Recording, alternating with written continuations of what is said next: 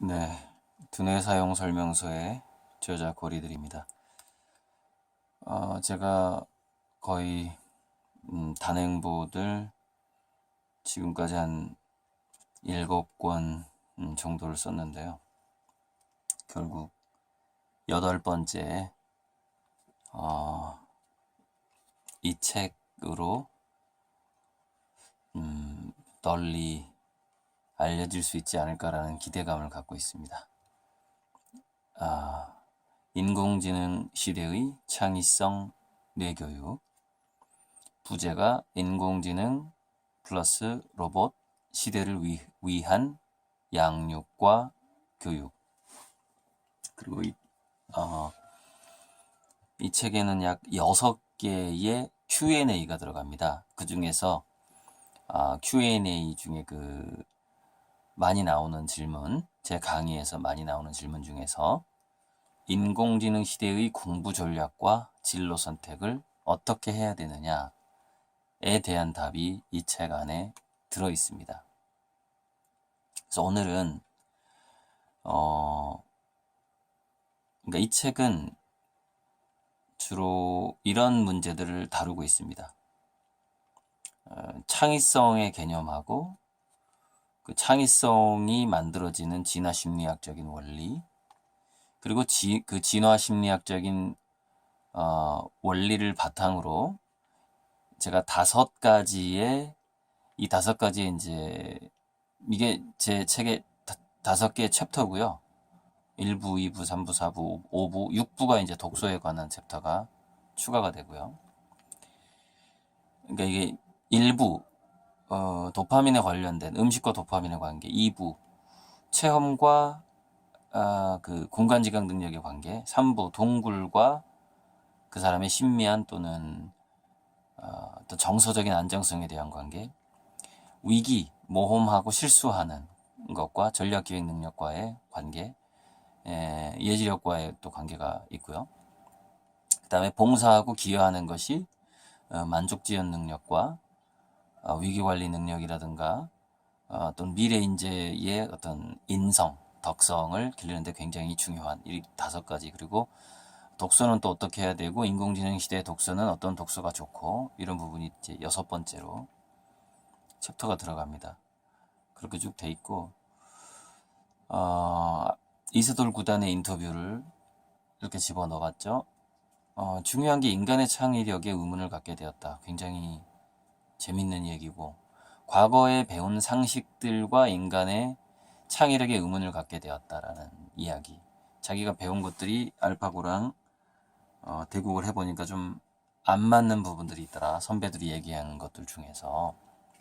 그러니까 이 책도 그냥 단순한 교육책이 아닙니다.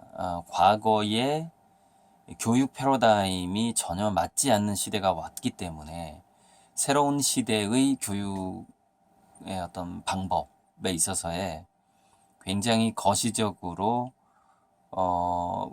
그 세포의 형성, 세포가 두뇌에 형성되기까지의 창의성, 그런 진정한 어떤 직감 능력, 인공지능을 이기는 직감 능력, 즉 이세돌의 묘수를 87수인가요? 그런 직감 능력을 가질 수 있게 하는 그런 교육은 과연 무엇일까를 고민한 책이고 목차가 이렇게 길고요. 아까 Q&A가 세 번째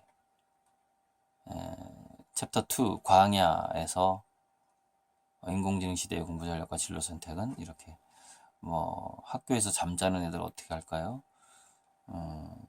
우리 아이 능력이 부족한 아이인데 이거 어떻게 해야 되나요?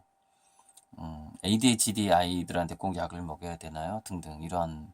그다음에 에필로그 2에서는 사라질 직업과 살아남을 직업에 대해서, 에필로그 1은 이제 우리 대한민국을 위한 어떤 창조성, 그것을 어떻게 설계하고 어떤 문화정치 경제적 바탕을 만들 것인가에 대해서 제안을 했고요. 프롤로그 1이 인공지능 플러스 로봇 시대를 대비하라. 4차 기술혁명 이후 창의혁신 교육과 5가지 인성체험. 5가지 인성체험이 아까 이겁니다. 이 챕터 자체가 인성체험으로 돼 있고, 이 챕터에 대해서 자세하게 다룬 거는요, 제 이전의 책에 전혀 없는 내용입니다. 그러니까 강의를 하다 보니까 자연스럽게 이 5가지 챕터로 압축이 되더라고요. 그러니까 조금 더 생활 밀착형 교육서가 됐다고 보시면 되고요. 그래서 오늘은 뭐 이걸 다 책을 사서 보시기 바라고, 오늘은 168페이지가 상당히 설명이 필요한 부분이라서, 그리고 이제 제가 168페이지에 대해서는 유튜브에서도 별로 얘기를 안 했어요. 이 부분은 유튜브에서 얘기했습니다. 그러니까 제목은 이거죠. 인공지능과 경쟁할 아이들에게 꼭 필요한 경험 6가지예요. 그래서 어렸을 때는 낙서하고 한자를 정말 많이 해봐야지 이미지 사고력이 증강되기 때문에 인공지능의 약점을 보완할 수 있는, 협력할 수 있는 인간이 되는 거고요.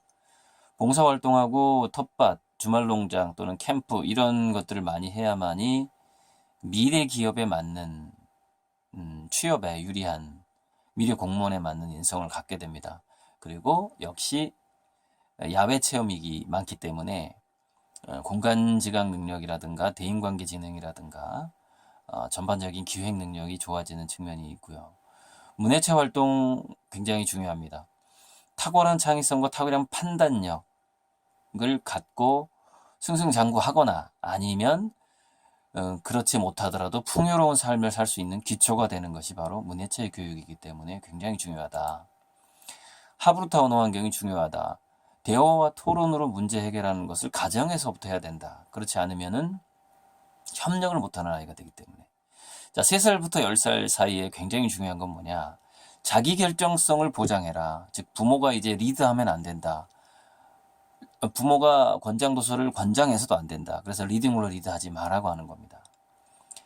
그래서 3세부터 10세 사이에 자기 결정성을 최대한 보장을 해주면은 이 아이가 10대 때 자기가 관심 있는 분야에서 준 전문가가 될 확률이 아주 올라가죠. 밀어줘야 된다는 얘기죠. 그래서 이 준 전문가가 되어야 하는 이유가 무엇이냐? 미래의 기업은요, 이 스펙테클을요, 내가 이 자료를 어디 보냈더니 스펙터클로 자기가 오타 수정을 해놨더라고. 그게 아니라 스펙테클이란 말이 신조어예요. LG인가 어딘가에서 인사 담당자가 만든 말인데, 스펙을 제시하는 사람들은 태클을 걸어라. 즉 뽑아주지 말라 이거예요. 오죽 내세울 게 없으면 스펙을 내세우냐. 학벌을 내세우고 자격증을 내세우지 말라 이겁니다. 우리는 창의성 있는 사람을 원한다. 그 신조어가 스펙 태클입니다. 그래서 미래의 기업은요, 스펙을 내세우는 사람을 뽑지 않아요. 그 휴리스틱이라든가 그 사람의 즉흥적 문제 해결 능력 같은 거, 추리력, 창의력, 그다음에 뭐 페르미 추정이라고 그래가지고 아무리 힘든 문제를 할지라도 거기서 뭔가 해법을 생각해내는 능력 같은 것, 그런 능력을 보고요, 달인을 채용합니다. 즉 10대 때부터 뭔가를 아주 잘하는 것이 있는 사람을 채용합니다. 왜? 10대 때부터 뭔가를 잘하는 두뇌가 성인이 돼서도 잘하더라 이거죠. 뇌과학에서. 그래서 이 6가지, 이것도 6가지고, 미래의 창의성 인재도 6가지고, 미래학자 다니엘 핑크, 미래 인재 경쟁력도 6가지고, 미래의 창조력도 6가지로 제가 정리를 한 겁니다. 그래서 뭐 이 이야기는 인터넷 검색에도 나오는데, 미래에는 어떤 인재가 이 사회에 요구될까? 다니엘 핑크가 정리한 게 디자인, 스토리, 조화, 공감, 놀이, 의미예요. 근데 이제 어쨌건 여기에 대해서 이제 또 한번 해설을 해줘야 되는데, 이거는 비교적 이해하기가 쉬워요. 근데 이 부분, 미래의 인재 경쟁력 6가지, 이 부분이 좀 이해하기 어려울 수가 있는데, 이 6가지가 인공지능이 가장 힘든 분야만 제가 모아놓은 겁니다. 그리고 이걸 제가 한 몇 년 전부터 이렇게 강의를 하고 다녔더라고요. 저도 모르게. 그때 인공지능 얘기 많이 했는데, 인문예술 정서로 소통하게 되고 인간과 자연 친화적으로 살 수밖에 없게 되고 통찰력과 창발성이 융복합 영역에서 있지 않으면 일단 인공지능한테 밀리게 되고 창의성과 융통성으로 페르미 추정이 이게 직감 능력하고도 가까워요. 초경쟁과 초연결을 파악할 수 있는 직감력. 4번, 5번 비슷하죠. 6번, 경계가 없죠. 무경계와 무중심이죠. 무중심은 다양성을 포용하는 능력을 의미합니다. 다양성에 대한 인식, 문화 다양성, 이 책 본문 중에 4가지 4대 다양성이 나오는데 문화 다양성, 지능 다양성, 속도 다양성, 과정 다양성이 나옵니다. 그러니까 민족 다양성은 문화 다양성에 들어갑니다. 그래서 그 무중심의 통섭력이 바로 그 다양성에서 뭔가를 새로운 중심을 만들어낼 수 있는 능력이 바로 무중심의 통섭력이죠. 경계와 중심을 무시할 수 있는 능력이라고 볼 수도 있고 새로운 경계와 새로운 중심을 만들어낼 수 있는 능력이라고도 볼 수 있습니다. 그래서 미래 창조력 6가지. 자, 이 6가지가 총 3, 6, 18이니까 18가지의 능력인데 각자 조금씩 다릅니다. 이게 16가지가. 인공지능과 경쟁할 아이들에게 꼭 필요한 조건 6가지입니다. 이 18가지죠, 사실은. 18가지로 바꿔버릴까? 아이고, 넘어가네요.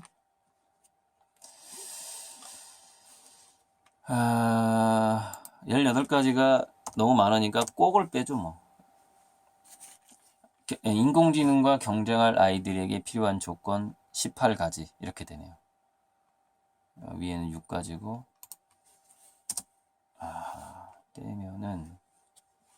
떼면은 넘어가는데, 그러면, 이럴 시간이 없는데, 10포인트로 줄이고, 네, 이게 2쇄는 이렇게 나오는 겁니다. 그리고 또 포인트를 10포인트로 줄이고, 떼고, 네, 이렇게 하면 돼. 그러니까, 여기는 6가지고, 붙이는 게 낫겠다. 여기는 18가지인데요. 지적인 환경, 그러니까 여기서 이제 우리가 독서력이 지적 자산과 지적인 환경에서 독서력이 필요하죠. 그러니까 지금 현재 이 전체에서 어떤 도서관에서 생활을 해보는 것이 어느 정도 끼어 들어가 있지만 많이 들어가 있지는 않습니다. 그보다는 현장 체험이 훨씬 중요한 시대로 가고 있기 때문에 그래서 제가 줄곧 리딩으로 리드하지 마라라고 주장을 하는 건데요. 동기부여도 실질적으로 책 읽는 것으로 동기부여가 되질 않아요. 자기주도 쏘는 마찬가지고요. 불확실성에 대한 포용력도 마찬가지입니다. 전체를 보는 통속력은 독서와 좀 관계가 있어요. 지적인 환경, 지적인 자산도 마찬가지입니다. 그러니까 18가지 중에서 약 어떤 서너 가지 정도가 독서와 직접적인 관계가 있고 나머지는 관계가 없거나 간접적으로 관계가 있거나 합니다. 그러니까 인공지능 시대와 리딩은 어떤 미래에서 사회적인 활동을 하게 된다고 봤을 때 큰 연관성이 있는 건 아니다. 어떤 직업으로 봤을 때 그런 부분들이 이제 이해할 수 있게끔 설명을 하고 있습니다. 쭉 내용이 상당히 많죠. 그러니까 이것도 상당히 어려운 도표인데 이게 스티브 잡스의 리버럴 아츠에 대한 설명인데요. 빠른 추격형에서 창조 혁신형으로 간다라는 것, fast follow에서 first mover로 간다라는 것은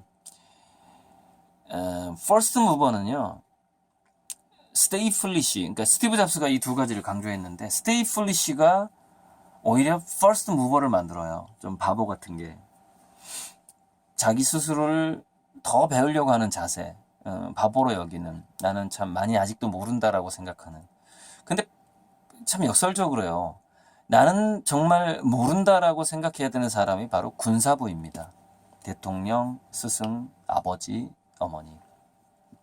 이런 사람들이 자기 스스로 난 너무 무식하다라고 생각을 해야만이 오히려 그 전체 가정과 사회 그리고 학교가 창조 혁신형으로 바뀝니다.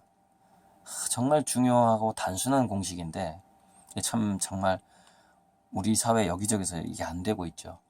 자, fast follower, 추격 fast follower는 언제만 유효하냐면은 제자들이 기초적인 지식이 부족할 때만 유효한 상황입니다.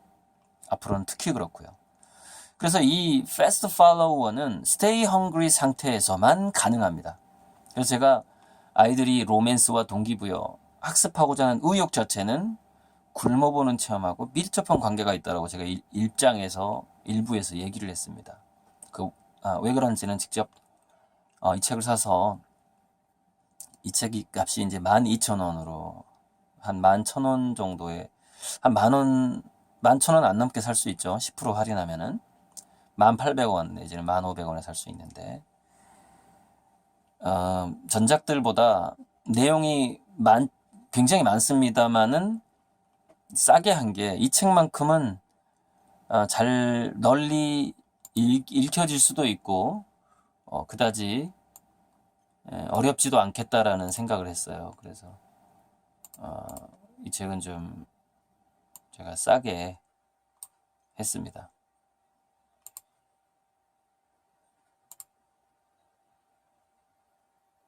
세로토닌. 네, 여기서 이제 끊어야 될 것 같은데 시간도 많이 가서 이 부분 설명하고 끊겠습니다.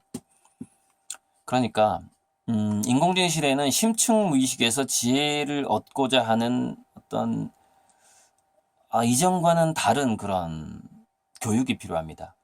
이건 어떤 수련이라고 볼 수가 있어요. 우리의 몸과 마음과 영혼을 하나로 연결시켜주는, 그럼으로써 의식을 전환해서 지혜를 이루어야만 하는 건데, 빅데이터가 워낙에 많기 때문에 우리는 직감력을 동원하지 않으면 빅데이터에서 지혜를 얻기가 굉장히 힘듭니다. 그래서 지혜라는 것은 빅픽처라고 볼 수 있어요. 즉 빅데이터에서 빅픽처로 가는 거죠.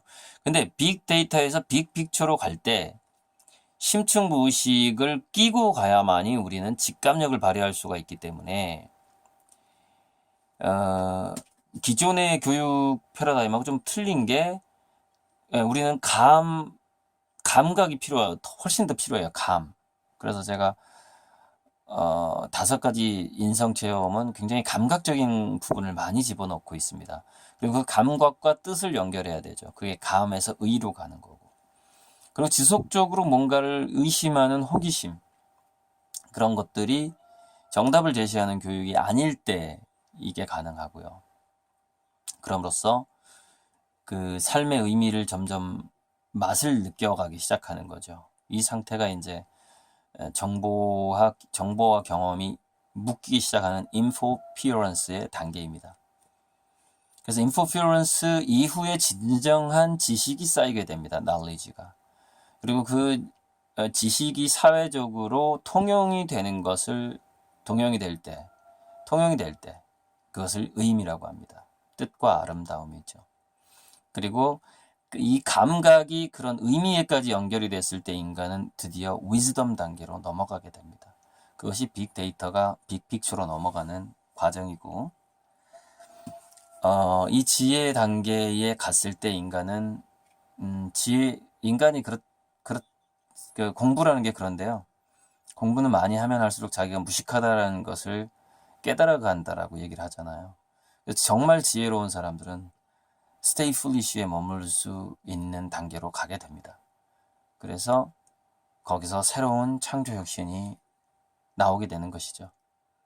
일단 이걸로 일단은 새로 나올 책 4월 5일경부터 팔리게 될 책에 대해서 도표가 좀 어려운 것들만 설명을 좀 하려고 하는데 이 도표가 또 많이 있는데요. 좀 다음에 하도록 하겠습니다.